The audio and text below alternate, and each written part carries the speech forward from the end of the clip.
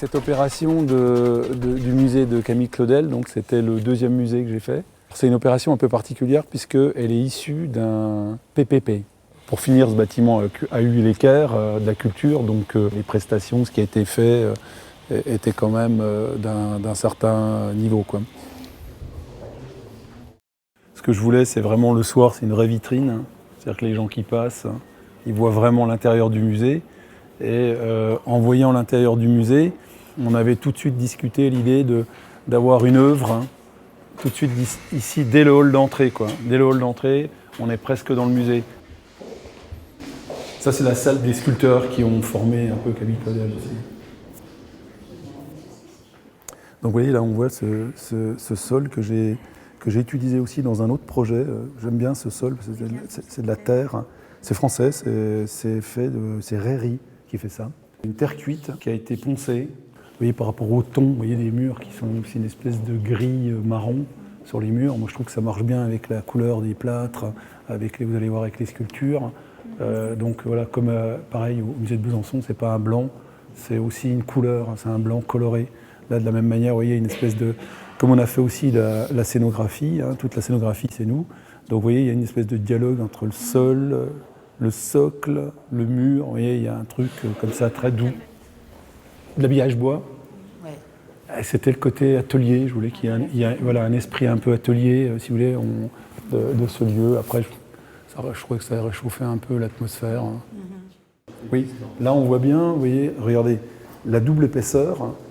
En fait, à l'intérieur, il y a les anciens murs historiques, parce qu'ici, c'était un bâtiment avec des colombages. Donc, on a fait comme les archéologues, en gros, on a gardé, si vous voulez, tous ces colombages, et ils sont pris à l'intérieur des murs. Ce qui était intéressant aussi, hein, on commence à le voir, c'est que finalement, il y a une espèce de richesse d'espace, hein, mais qui était liée à des murs de refend, à plein de choses qui existaient et qu'on a essayé de faire un petit peu comme au musée de Saint-Claude, c'est-à-dire presque comme un intérieur d'appartement, quoi. Vous voyez, c'est ça qui est intéressant.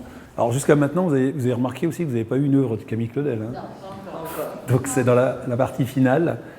En fait, donc ils ont une grande collection de sculptures, donc plutôt 19e, fin 19e, avec, voilà, c'est plutôt une sculpture commémorative, hein, comme on peut le voir derrière, c'est-à-dire des sculptures, voilà, qui magnifient, je dirais, la patrie, la guerre, etc. etc.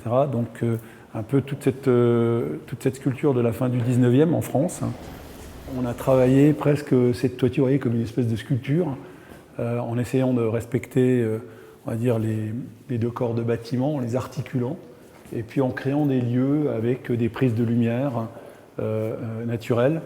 Bon, ça a été assez folklorique d'arriver à avoir des lignes droites. Ici, c'est une baie, par exemple, qui est totalement nord, donc normalement, il n'y a aucun problème au niveau de la lumière. Et là, on a une vision un peu des terrasses.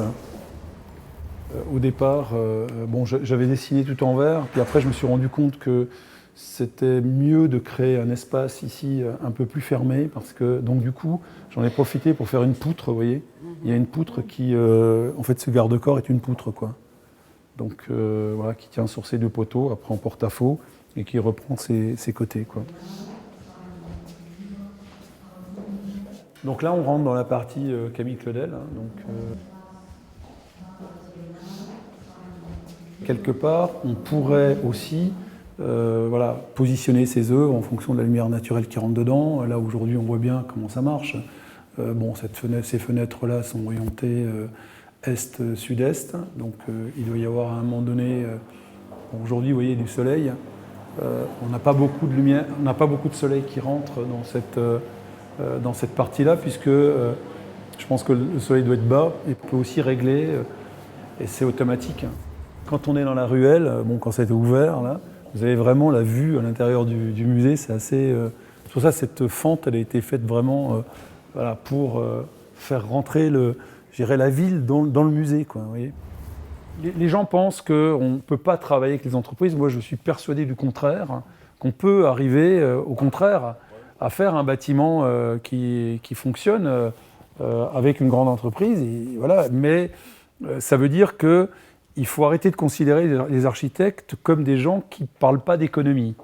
Et justement, dans une des dernières conférences que j'ai faites, j'ai expliqué quelle stratégie on appliquait, je veux dire, dès le départ, sur la question économique du chantier. C'est-à-dire à savoir, il y a des questions qui sont fonctionnelles dans le parcours, etc., qui sont extrêmement importantes dans un musée. Et puis, il y a des questions aussi qui étaient liées, par exemple, au choix de la brique dont je vous ai parlé au départ. Et parce que je savais que c'était un choix qui coûtait beaucoup plus cher. Donc, du coup, si on s'entend sur toutes ces choses-là, on peut faire une belle équipe et arriver à construire des bâtiments. Il n'y a pas que les marchés publics voilà, où vous êtes en direct avec un maire. On peut arriver, je pense, à construire.